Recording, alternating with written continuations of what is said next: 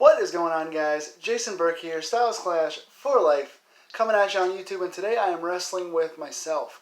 I think it is the first time in the history of my channel that I've done a video on TNA Impact Wrestling. It's been a long time. I was a hardcore TNA fan from its inception in 2002 all the way up to about 2010. Once the end of 2010 came around with the Hogan-Bischoff era, I kind of checked out. By the time they were going in 2011, TNA pretty much lost all buzz. They kept doing name changes, and they had some lawsuit problems with the Hardys and stuff like that. But aside from negative buzz and being known as like WWE Light, where all the guys go to die, it's pretty much lost all of its buzz.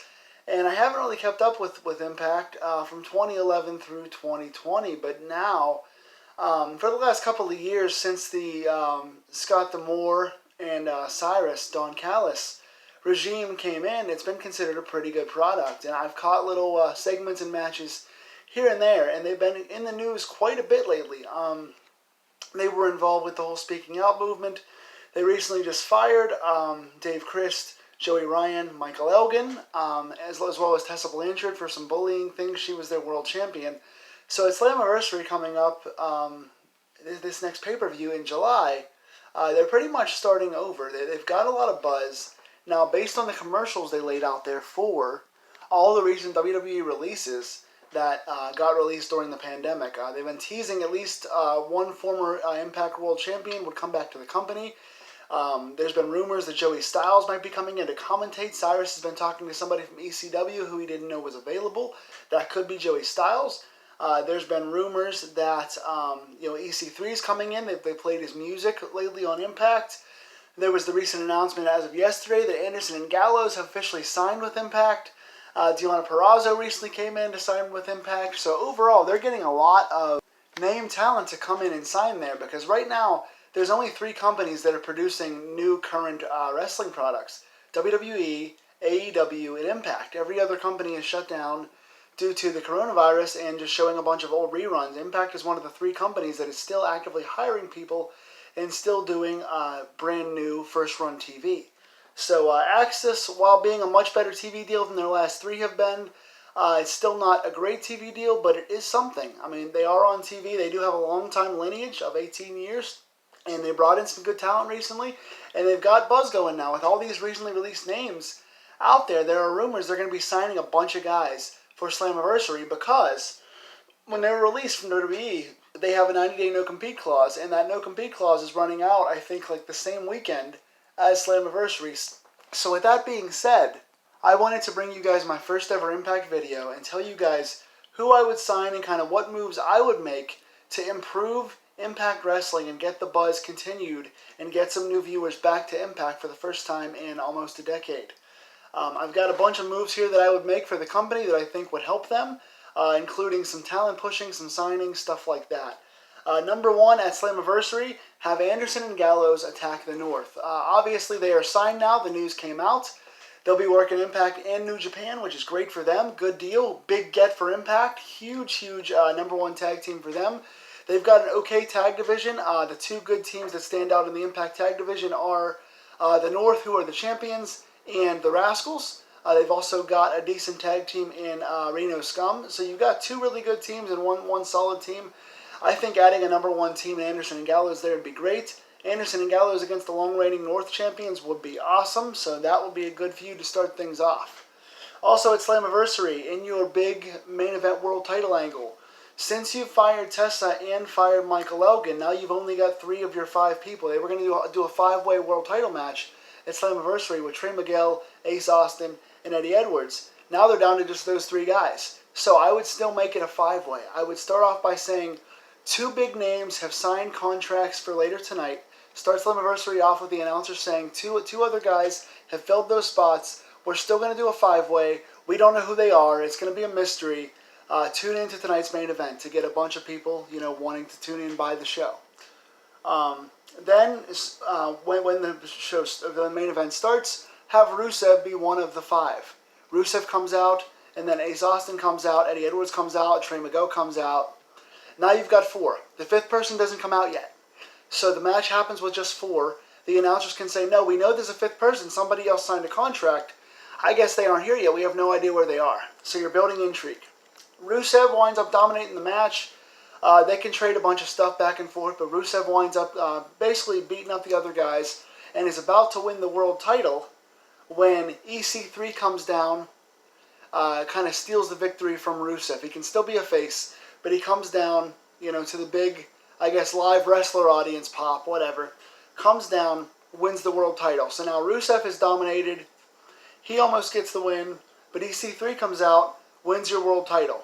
Now all of a sudden, you've got two legit main eventers in your scene, because Impact needs main eventers. They desperately need guys to fill those spots. That Tessa's gone, Elgin's gone, Cage is gone, Cross is gone. You don't have many main eventers there. Ace Austin is going to be a future main eventer, but he's not ready yet. Trey Miguel's not ready. Eddie Edwards really has no mic skills, even though he's got a good wrestling and good character. So you need guys that can talk. You need known personalities in your main event. This gets you two main eventers now with Rusev and EC3. EC3's gotten a lot of intrigue lately with his promos. He is now your champion, your top guy. Then on the next Impact, so you've debuted two new guys and you brought Anderson and Gallows in. So, on the next Impact, Mike Bennett debuts and announces that he is the one to be running Aces and Eights. They can attack somebody and start a big angle or whatever, but you're going to have some intrigue coming off Slammiversary, so you want those viewers to come over to Impact and see what's going to happen. So while you've got the new viewers, you debut Mike Bennett, who I think is a total package main eventer, ex-TNA guy, ex-Vince guy. He's got credibility, he's got size, mic skills. You could bring Maria with him. She's got a lot of lineage too. She's, beautiful, attractive, smart. You've got a nice package there with Bennett and Maria. So they attack someone, they debut. You can attack like Ace Austin and Trey Miguel, or you can attack, Madman Fulton. Whatever you want to do, but you have Mike Bennett be the big mouthpiece, saying he was held down for so long and all he wanted to do was wrestle. And now he's coming back to reclaim what he never got before in TNA. He wants to be the main eventer. He wants to be the top guy. And he's got his boys with him. Then Anderson and Gallows come out and join him. So you've got Anderson and Gallows now with Mike and possibly even Maria if you want to bring her in. Also, you take Cousin Jake something, and you turn him against Cody Deaner. I don't like the Deaner brothers, the Cousin Jake thing. The gimmick's not great. Cody Deaner's not very good. I wouldn't keep Cody Deaner around, but you turn Cousin Jake on Cody Deaner to get some heat. And now Cousin Jake something, can be a big future heel you can push. You put a current Impact guy and give him some spotlight by introducing him with Anderson and Gallows and Mike Bennett. Now you've got a big heavy. I think he would look good in the leather jacket and be a big bodyguard enforcer kind of a guy. He fits that big paunchy motorcycle group style thing. So now you've got Mike Bennett as your leader, your brand new tag team with Anderson and Gallows, and a newly single heel Cousin Jake who can do a singles heel run with this group now and start getting some heat on himself. Now you're pushing a new guy that's already there. Then you've got the next following week on Impact, after you've now just debuted Aces and Eights, Mike Bennett, you've turned Cousin Jake, you've made some good strides. Now you're going to keep your viewers over to the next week because they want to see what's going to happen. Aces and Eights dominates the show. They come out and destroy everyone. They're the number one group. Mike Bennett says he wants to run Impact and all this stuff. EC3 comes out and confronts them and says, no, listen, I've waited all this time. I'm the top guy here. I'm the world champion. I've been working my ass off. This was a company that I helped to keep afloat and carry on my back the whole time that I was here when nobody else was here. I was the top guy. I've returned. This is my company. You're not taking this over. And they can either on the same week or the next week, Aces and Eights can say, well, we've got four big guys here. The way I see it, it's 4-on-1. You've got nobody. What are you going to do 4-on-1? All of a sudden, you can bring some trusted Impact guys out, some guys that have been there for a while who have been top guys there. You bring out Eddie Edwards and Moose onto the stage. Eddie Edwards and Moose come out. All of a sudden, now you've got two. You can turn Moose face if you want. Eddie Edwards is already kind of a face. So now you've got two Impact kind of long-term guys joining EC3, not wanting the company to be taken over by Aces and Eights. So now you're pushing these two guys as big guys. Something else I would do is get rid of the Impact World the TNA Championship. Now I know there's a good storyline with Moose going on. He makes for a good TNA champion. He's been saying the TNA belt's as good as the world belt. You don't need two mid-card titles in a small company like Impact. Even with adding all these new guys, you've still got a pretty small roster in Impact. You don't need the World title, the TNA title, and the X Division title. And your company was founded on the X Division. That's got a lot more prestige, a lot more lineage. It's synonymous with your brand. I think the TNA title being brought back recently was unneeded, so I'd get rid of the TNA title. But I'd have Moose come out and Eddie Edwards come out and join EC3. And then Aces and Eights says, well, we see 3 guys there. You don't got a 4th. We're still outnumbering you. We're still going to take you out.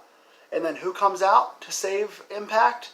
One of the originals. Someone that's been a company guy there for a long, long time, who bleeds, sweats, tears, Impact. He's an Impact lifer. Eric Young. Eric Young comes out. He's much better in the more serious role. He's a very likable guy. Everyone knows he was one of the founders and originals from 2002 with Team Canada. Maybe like 2004 with Team Canada. But he's been there for a long time. He's done silly. He's done serious. He's been a face world champion. He's been a heel. He can be everything for these guys. So now all of a sudden you've got this 4-on-4 feud with your new champion EC3. Your long-term guys now faces Eddie Edwards and Moose, 2 guys that are there. And now you bring back a lifer in Eric Young. And you've got a 4-on-4 feud going forward with Aces and Eights against these guys. Now you're pushing these big 8 guys as your main guys in your company. Then at some point you want to debut Rusev. I don't know exactly how you do this. I don't know where he fits into the main storyline, but I think Rusev would have some good upper tier feuds with some of your other talent that I want to push going forward. I really want to push guys like Madman Fulton. I think he and Rusev would be good. I think Ace Austin has got future potential. Not main eventer right now, but very soon. He can talk a little bit. He's got kind of a character. They've got the kind of Shawn Diesel thing going with him and Madman Fulton. I think Ace Austin and Rusev would be some good matches. I want to push TJP a lot. I think he's got a total package. I think him and Rusev would be a good feud. So you've got some guys for Rusev to fight against. Even Sami Callihan, who I'm not terribly a fan of, but I think Sami Callihan could have good matches with Rusev. Once in a while, RVD, when he comes in, could have good matches with Rusev. So you've got some upper card guys you can push. You can galvanize guys like Madman Fulton, TJP, Ace Austin, guys like that with Rusev. So I kind of like that. Even if you want to align him with Rehoot Singh, he's been doing some pretty good single stuff. I know you don't want to do the whole like foreign stereotype thing, but I like Rohit Singh a little bit too. I think he's pretty solid. Rohit Raju, whatever his name is, I think he's pretty solid as well. For your X Division champion, I like Chris Bay. I think Chris Bay should beat Willie Mack. I think he's got future all over him. I want to restore prestige to the X Division. It's been kind of lost over the last 4 or 5 years. The X Division is now going to be your number 2 belt. It's going to be on par with the world title, how kind of the TNA belt is now. We're getting rid of the TNA belt, so we're going to lift the X Division belt back up to the top, and Chris Bay can be your centerpiece. TJP is your technical heel wizard. I think he's got a lot of good stuff in there. He can feud with Chris Bay a little bit. You've got Rich Swann, you've got Trey Miguel, you've got Ace Austin who can do X Division stuff. And if you can, I don't know if it's possible, but Leo Rush has been doing a countdown on his website now, saying 20 days he'll be coming back to wrestling, which actually is Slammiversary. So I think Leo Rush would fit the X Division great. He's got personality. He's got Ring of Honor cred. He has main roster cred. He can talk. He's little, but he's very quick. He's innovative. He's X Division style. I love this guy for the X Division. So I don't know if you can afford to bring in all of these guys, like I've said.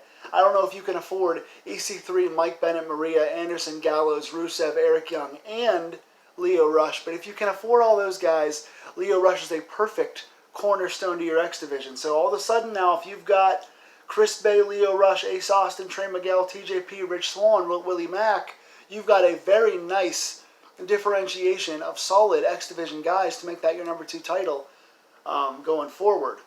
And then you've got Deonna Purrazzo. I think she's great. I know she's an ex-NXT girl, but she was barely even there. She's got the good virtuosa character. She has a great look. She can talk. She's technical. She's sound. Everything about her screams cornerstone. I think building the X Division around her, with ladies in there like Jordan Grace, Tennille Dashwood, Rosemary, Kylie Ray. You've got a bunch of solid ladies in there. You could even bring in someone like a Rachel Ellering or Tayanara Kanchi if you want to have another name person in there, if you can afford somebody else. But I think all in all, with Chris Bay as ex-champ, with Deonna Purrazzo as women's champ, with the new Aces and Eights, with EC3 as your new world champ, galvanizing people like Jake Something, Moose, Eddie Edwards. I think you've got a really solid roster now, bringing the new guys in and making new storylines and new champions. You've now added to your X division, your women's division, your tag division, and your world title scene. I think Impact is off to a good start here. So what do you guys think? Do you guys think I brought too many guys in? Do you think all those guys can afford to sign? What do you guys think is going to happen? Who do you guys think is going to come in along with Anderson and Gallows? Who's going to be in Aces and Eights? And who's going to win the world title at Slammiversary? Let's talk Impact in the comments. We haven't heard Impact talk in a while. Let's get it going, guys. And tell me in the future if you guys want more booking videos about Impact and other companies. I'll see you soon.